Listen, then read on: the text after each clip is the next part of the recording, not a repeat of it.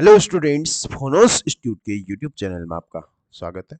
आज की वीडियो मैं डिस्कस करूंगा मैकेनिक्स में टॉपिक इलास्टिसिटी के इम्पोर्टेंट प्रीवियस ईयर क्वेश्चंस जो कि डिफरेंट डिफरेंट एग्जामिनेशन में पूछे गए हैं।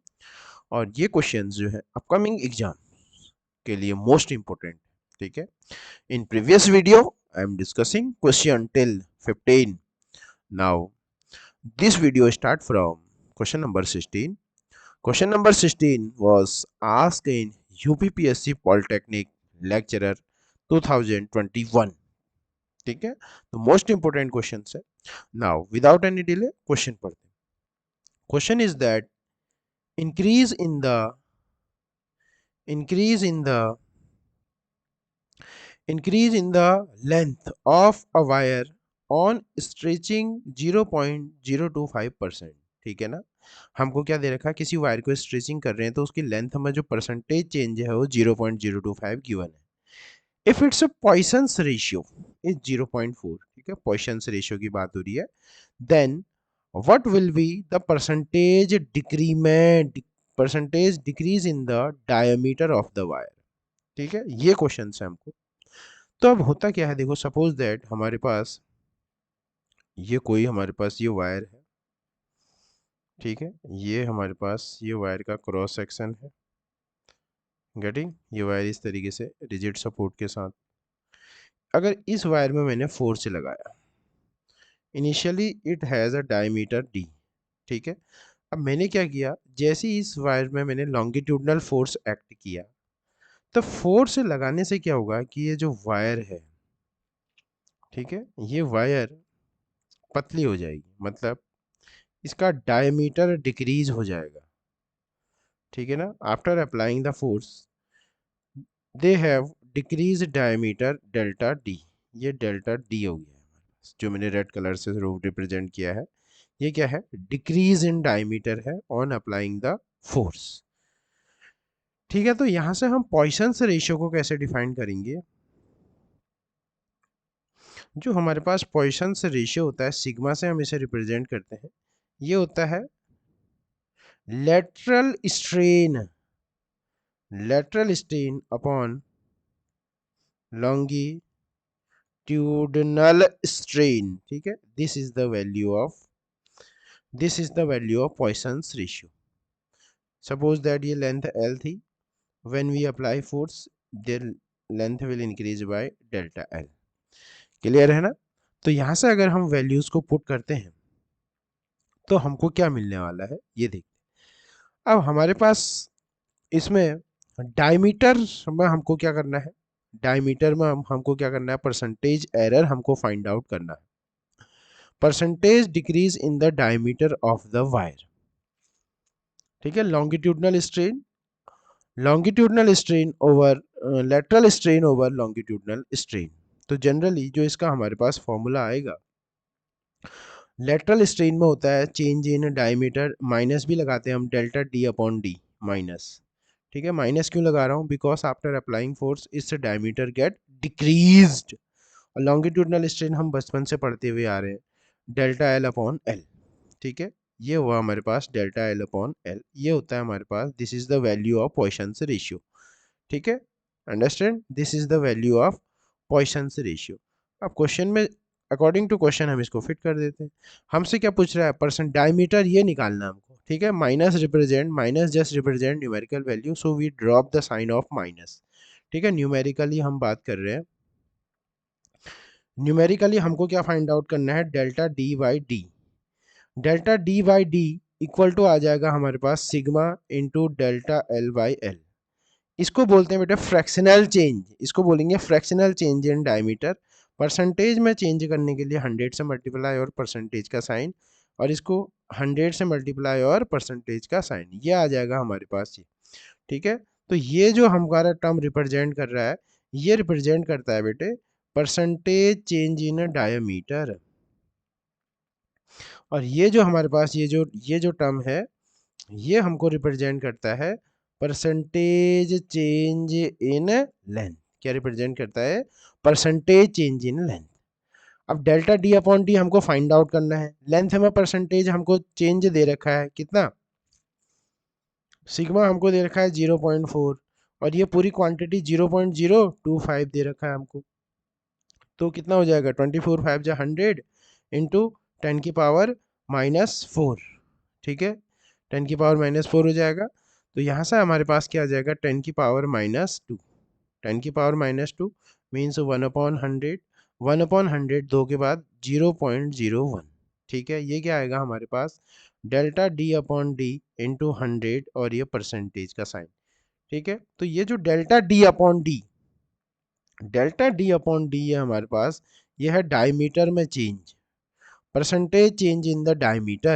This is the percentage change in the diameter which is comes 0.01, ठीक है 0.01, 0.01. So the correct answer of this question is 0.01, ठीक है। क्वेश्चन किस तरीके से अटेम्प्ट करना है, you know some basic concept about Poisson's ratio, ठीक है। तो 0.01 क्या हो जाएगा is the correct answer of this question which is present on option A. Getting? Now, moving on, question number 17. Question number 17 is related to the potential energy of a stretching wire. ठीक है, when we stretch a wire, stretched a wire, then some work we have to done on it, and this work done is stored in the form of potential energy of the wire. ठीक है, तो हमसे question क्या पूछ रहा है 17 question, the internal energy per unit volume of A stretched wire, ठीक है। This question which ask UP PCS pre 2003 2005, after that UP PGT 2000, ठीक है, मोस्ट इंपोर्टेंट रिपीटेड क्वेश्चंस। तो हियर हमारे पास क्या होता है, जब भी हम किसी वायर को स्ट्रेच करते हैं तो हमारे पास जो पोटेंशियल एनर्जी होती है, उसमें potential energy per unit volume में होती है बेटे half stress into strain, half stress into strain, this is the, ठीक है, this is the required expression for the potential energy, ठीक है, हाफ स्ट्रेस इनटू स्ट्रेन। और अगर ये लिखना है हमको, स्ट्रेस को हम ऐसे भी लिख सकते हैं फोर्स अपॉन एरिया, ठीक है, और स्ट्रेन को हम लिख सकते हैं डेल्टा एल अपॉन एल, इस तरीके से भी हम क्या लिख सकते हैं, कभी इस तरीके से भी एग्जाम में आ सकता है, ठीक है।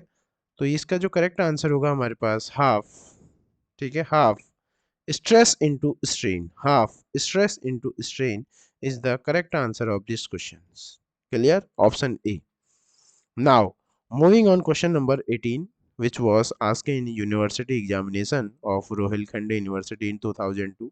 Also in after Kumaon University is also asked for that questions. Question is that which of the following is the correct relation, ठीक है। in previous video I am discussing about the relation between various elastic constants, okay. तो ये जो हमारे पास इसमें जो correct जो हमारे पास ऑप्शन होना चाहिए, ये हमारे पास क्या आता है 3k minus 2 eta upon 6k plus 2 eta, ठीक है।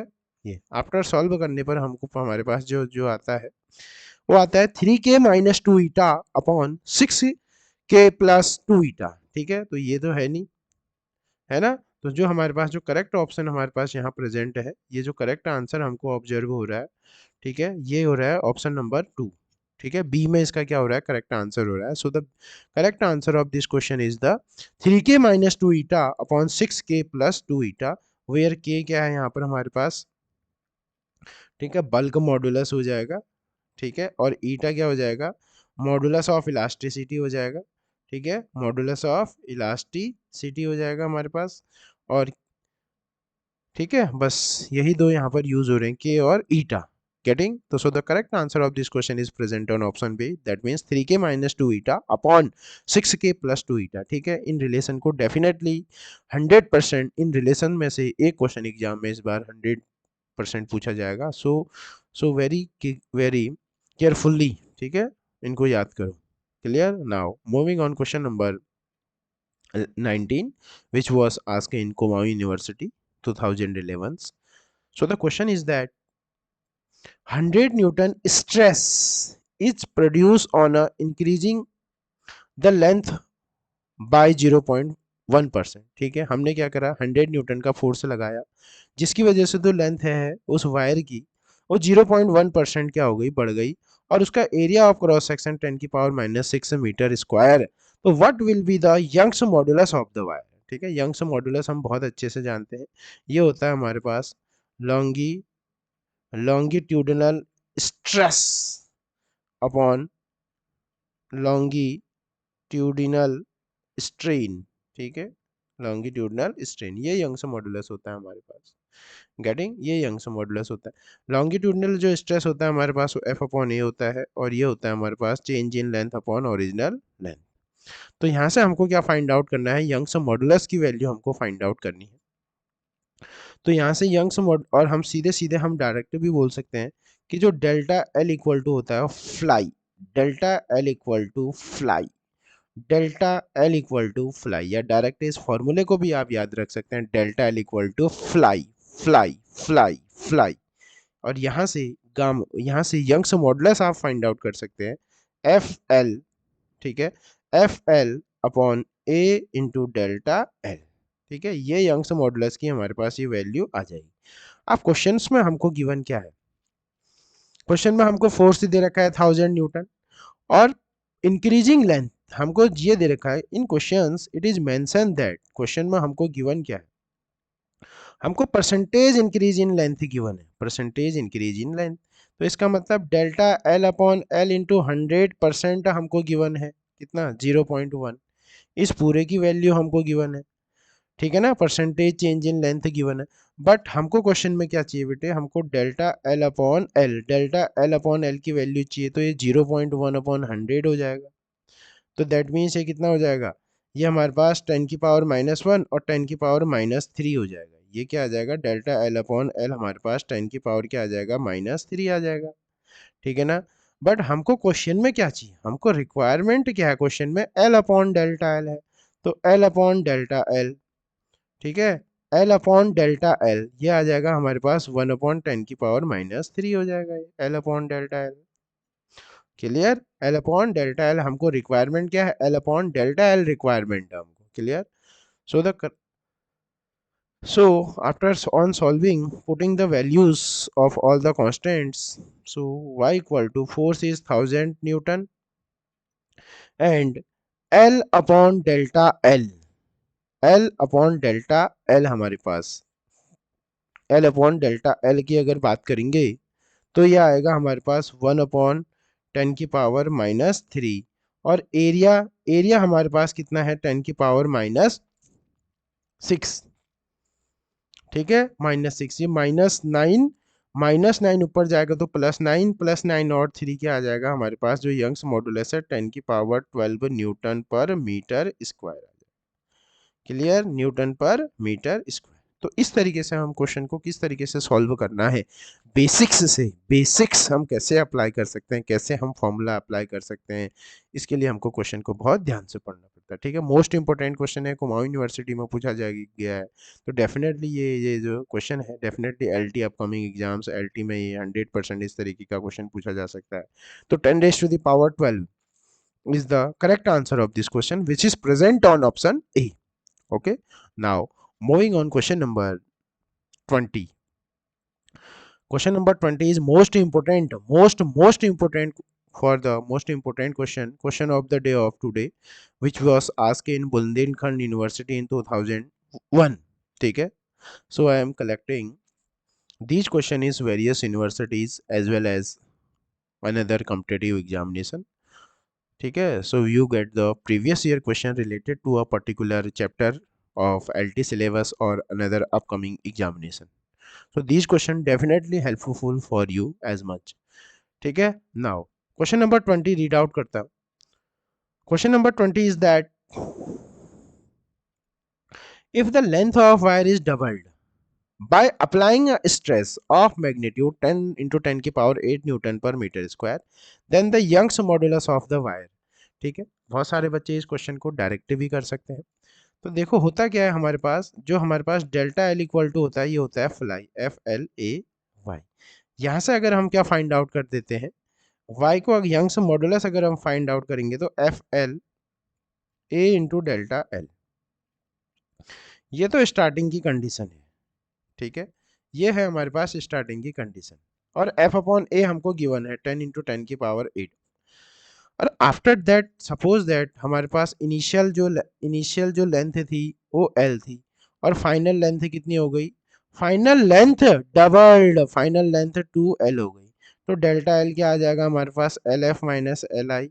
इसका मतलब हमारे पास डेल्टा एल आ जाएगा 2l माइनस एल, तो डेल्टा एल इक्वल टू आ जाएगा हमारे पास एल। एक ही तरीके का एल बनाना है, कैपिटल और स्मॉल, ठीक है। तो ये हो जाएगा हमारे पास एल, तो हमारे पास डेल्टा एल एल आ जाएगा, ठीक है। तो देखो वाई डैश इक्वल टू हमारे पास क्या आ जाएगा, वाई डैश एफ अपॉन ए, स्ट्रेस हमको गिवन है कितना 10 × 10⁸, एफ अपॉन ए की पूरी वैल्यू दी है हमको, into in the place of L L ही रखेंगे और डेल्टा एल की जगह कितना रखेंगे, 2l minus L, 2l minus L. तो ये कितना हो जाएगा एल। तो ये वाई इक्वल टू क्या आ गया हमारे पास, वाई इक्वल टू आ जाएगा हमारे पास ये 10 × 10⁸ अपॉन एल इंटू एल, तो एल से एल गया, तो यहाँ से वाई वाई इक्वल टू आ जाएगा 10 × 10⁸ न्यूटन पर मीटर स्क्वायर। हालांकि मुझे इतना करने की जरूरत नहीं थी इसमें, ठीक है, because this question is conceptual question, this question is conceptual question because ये जो यंग्स मॉडुलस होता है, प्रीवियस वीडियो में भी बताया है मैंने, Young's modulus is independent of, ठीक है, डायमेंशंस,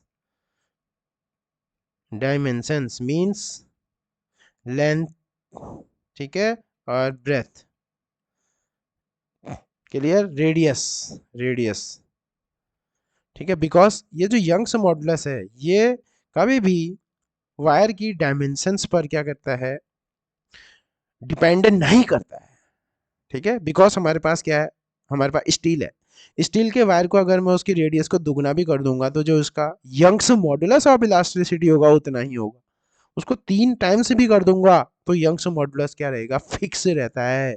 यंग्स मॉडुलस किसी भी मटेरियल का फिक्स रहता है बेटे, it depends on, it depends on nature of material, nature of, only on nature of material. सिर्फ यंग्स मॉडुलस किस पर डिपेंड करता है, नेचर ऑफ मटेरियल के नेचर पर डिपेंड करता है।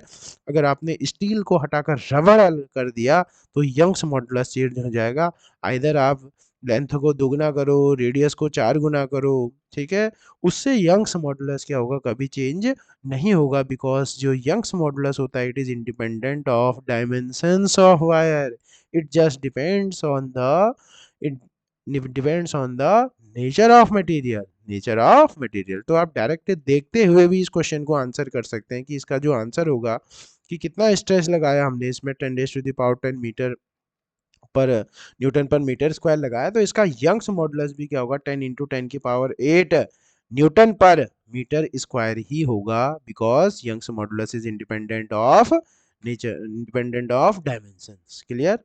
So these are most important questions as discussed in this video. So you do such type of questions as much as possible and solve and see these videos. And if you have any doubt, your doubt comment, mention on your comment box and share this video to the all the students those are appearing in the upcoming Sahayak Adhyapak LT, upcoming examination, lab assistant, all etc examination, ठीक है। So these questions are most important because these are asked in various examinations, so these questions are direct put in your upcoming examination, okay. And if you see the video, please mention your comment as you like about the video, how was the video helpful for you, definitely mention your comments, ठीक है। So we get a motivation to make such type of video and cover whole the syllabus of LT in upcoming days in quickly. Thank you.